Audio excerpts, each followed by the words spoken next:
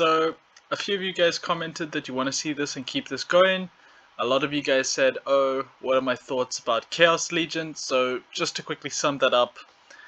So obviously I believe that card prices will go down in the foreseeable future. I think card prices have already dropped a bit since about a month ago when it hit its all-time highs.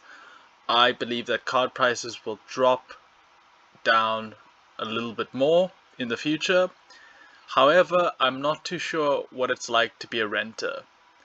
So why I think card packs and card prices will drop is, one, as we've seen from these reward cards, the newer cards are so strong. There's such strong cards in the new reward cards that a lot of them will phase out the older cards.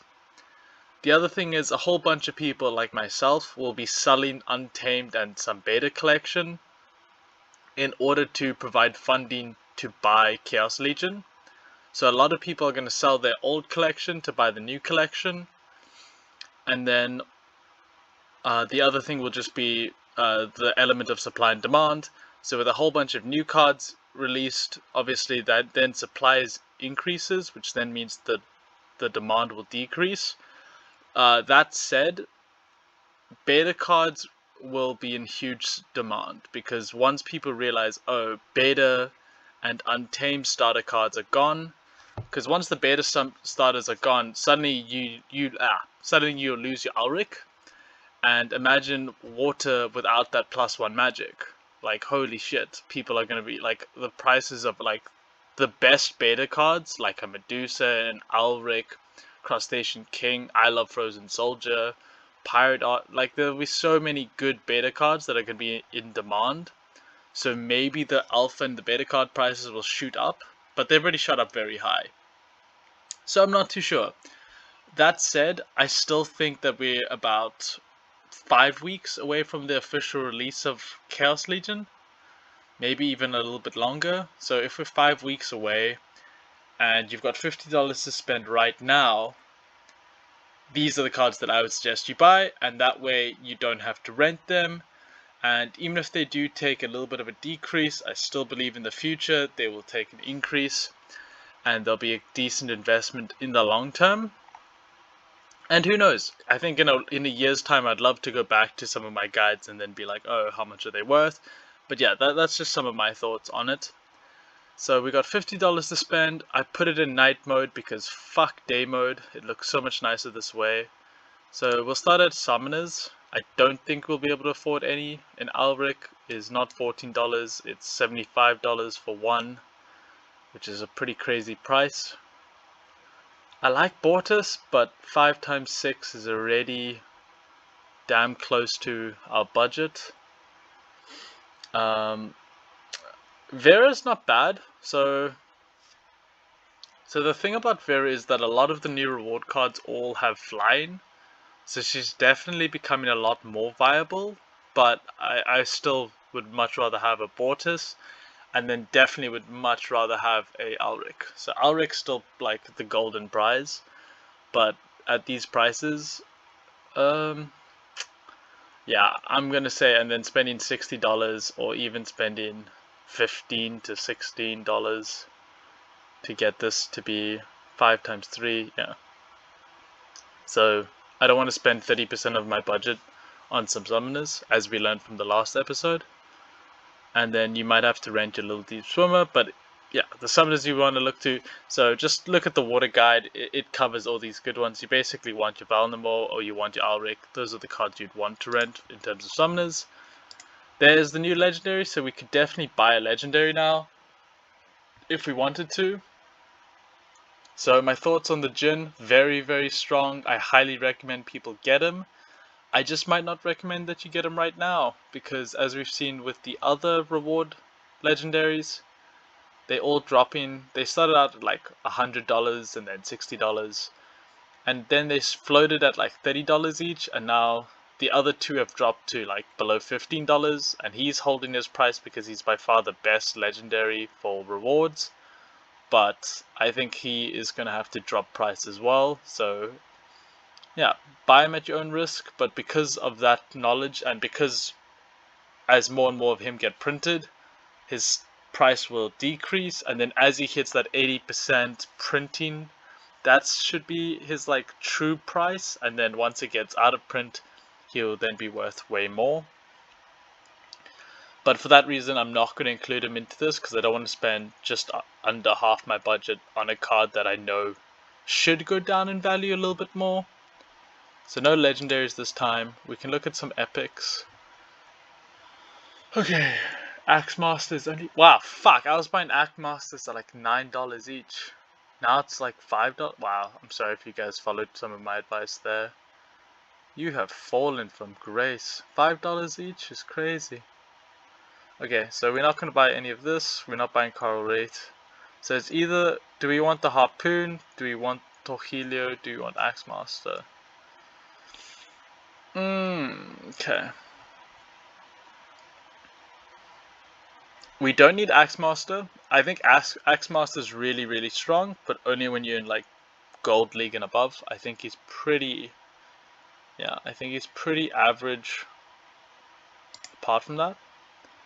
So what we'll do is we'll buy a level 1 for $10. Okay, so that's $10. So the reason Torhilio is so strong is because one of the common strategies in Bronze is you just drop your Elric, and then you drop as many magic cards as you can, and then obviously what that does is that'll be a whole bunch of really strong 2 damaging ignoring armor units. But what Torhilio does is you just combine him with a free Bortus, and then Bortus will take away the Alric's +1, and then Torhilio's Void basically makes it that they do 0 damage, and it's just a super easy way to get a whole bunch of easy wins. Just those 2 cards, so he is such a strong tank, 8/4/4. The only problem is he's got 1 speed, so you have to play him a little bit cautiously. Lobster Arm is super cool, but don't have that kind of money. So because we haven't gone for a summoner, that basically means we're not going to invest into beta or reward card, beta or untamed cards right now because those are free. But we can look into beta just in case we see something that we like. These will be investments into basically, yeah, these are basically investments for when beta will leave and your water deck is for Chaos Legion. So that's something that I'm going to consider, and I'm going to come back to this.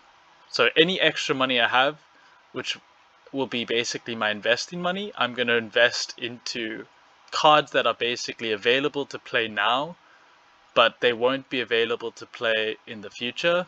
So they might be worth picking up because I like those cards. Okay, so we'll do our usual where we look at our promos, we'll look at our rewards, and we look at our dice. Okay, I'm going to try and stay away from the new cards because, as I said, I want their prints to go down. But this guy, ooh, he is such a strong card, but his price is so overpriced for a rare, but he's priced so high because of how good he is. So this Wavesmith is such a strong card by giving that protect. So I do want one, but at the same time I kind of don't want one because I know that the price will go down. But yeah, like I'm not saying that this is not a strong card. It should be in every water deck. It just shouldn't be in every water deck for $2. Okay, so we're looking at it. I don't want. So these top ones are all pretty shit. A Sea Genie is not bad. Definitely worth, it's definitely worth having. So we definitely want to see Monster. I've recommended it in so many guides, so you guys should know by now why I like it.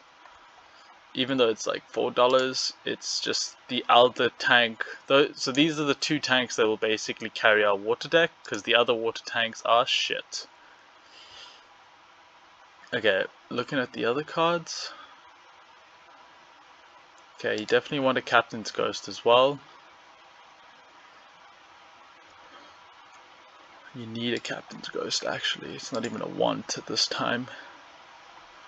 Okay. Electric Eels are cool, but only when it's high level and it's got Blast and it's got 2 damage.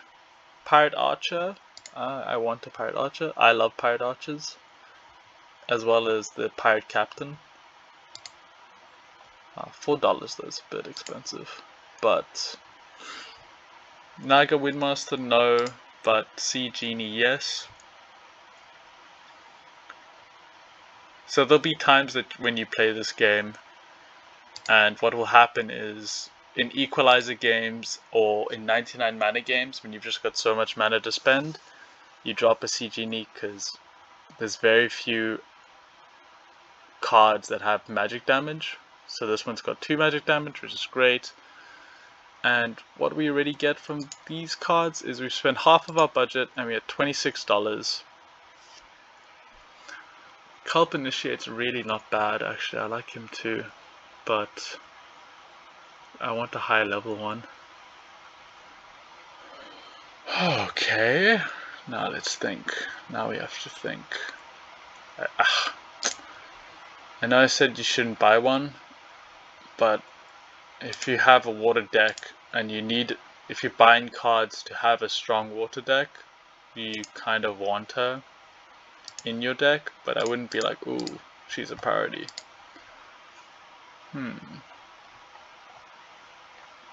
Problem is they're also expensive. Like, I like a Coral Wraith for the exact same reason. So, yeah, the way I play water is I like to play Coral Wraith and I like to play Feasting Seaweed in Equalizer games. If not, I like to still play like a bit. I like to play one big tank and then my Feasting Seaweed, my Coral Wraith, but I can't do that right now. So, like a Peacock Bandit, not bad, but not the best. So I think, no jokes, I think with this team already, just picking up these, so you've got your 2 best tanks, and they'll basically carry you through different rule sets. So if it's no healing, you obviously go Torhelio. If it's no magic, you go Sea Monster, and then if it's odds or evens, you alternate between the 2. And then to follow that up, you've got your very big strong Captain's Ghost. And then if it's odds and evens, you've still got a Sea Genie. When it's like extra 2 mana, instead of only having the option to drop the, what's her name? Damn it, I forgot her name. That's gonna bug me. It's a Untamed Water card. Yeah, instead of only having the Ice Pixie, you also have a choice now. If there's no magic, you can still then pick up the Pirate Archer. And then you've still got your Sea Genie and your Wavesmith. Your Wavesmith is super strong. Like, right now, I would recommend... See, that's the thing. She's such a good card, but she's just so overpriced. So maybe it's not the best time to buy her. But it's like, if you're building a water deck for $50, you have to include her. But now that if we're gonna look at these type of cards now quickly, I can tell you straight away what cards you should buy for our remaining. So yeah, we're gonna buy some cards now that are like, okay, do we need a Cross Station King for $10? Probably not. Fuck, I want all these cards, minus the Shark. The Shark can go because the Shark has now been replaced with the little bandit. But literally all of the beta cards are so strong in their own way. Like, if you compare this level 4, a 1, 1, 2, 6, compared to, where is it? A 2, 1, 1, 3. He gets 1 extra damage, but he loses basically half of his armor and his HP. So, in every way, this is just so much better. And yeah, because of that, I would recommend investing into it. Pick one up for $5, sure.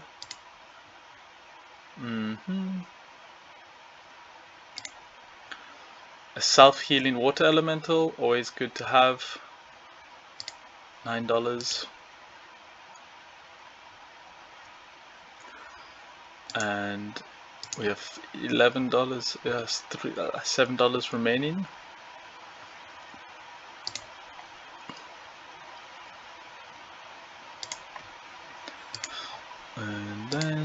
go back.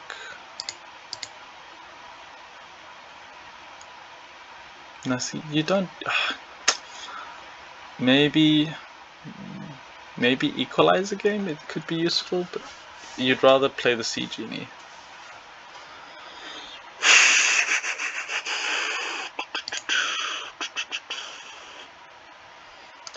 You play him in equalizer games. $5 is super cheap actually.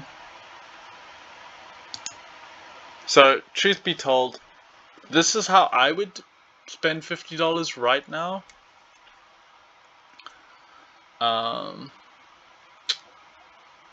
I just don't know if I'm happy with everything. So let me just double check. So the problem is, yeah, I don't know if you guys will agree with this, but I'm basically spending over $15 of the $50 budget on cards that won't help you at all. So the cards that you're going to buy right now are basically water cards that are part of the starter deck, but as soon as Untamed comes out, these cards will be so crucial. Well, maybe crucial is not the right word, but basically you'll have such an advantage over everyone else in bronze who didn't buy these cards when they could at these prices. So this is truly how I would spend the money. You could swap the Axemaster out for maybe another Spineback Turtle, because I still think it's so strong for its 4 mana cost. But Axemaster, I've been buying them at like $9, so honestly the fact that it's now gone to half, bad investments by my part, but like, you can pick this card up and then in 99 mana games you put it in, it does 4 damage, so it's super strong. And then, as I said, all of these covers the reasons why you should pick them. So it's a lot. This list is a lot smaller, and you'll have a lot less options than the Fire deck. But truth be told, this deck will win more than the Fire deck right now, because you'll have super strong tanks, super good magic, and then with Pirate Archer, Pirate Captain, and the Water Elemental and the Axemasters, you basically then also cover archers. So this water deck, you can play it any way you want. If you really want, what you can do is you get rid of Axemaster and you buy a Vera.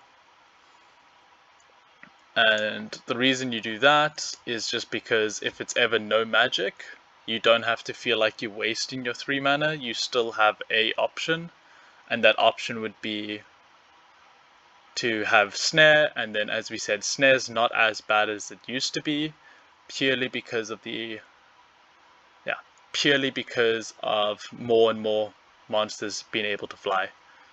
Okay guys, thanks so much. I think the next one will be Death, but if you comment down below and majority people say they want a certain Splinter, I will then do that Splinter. Peace. So please like and subscribe and let me know in the comments what you want me to do next. And if you're a new player, please use the promo code and I will happily send you the $0.5 US back to you. It just lets me know that people are watching and using the promo, and I'm helping new players join the community. Also, if you find me on the Discord, just pop me a message. I'll happily delegate any of the new players some power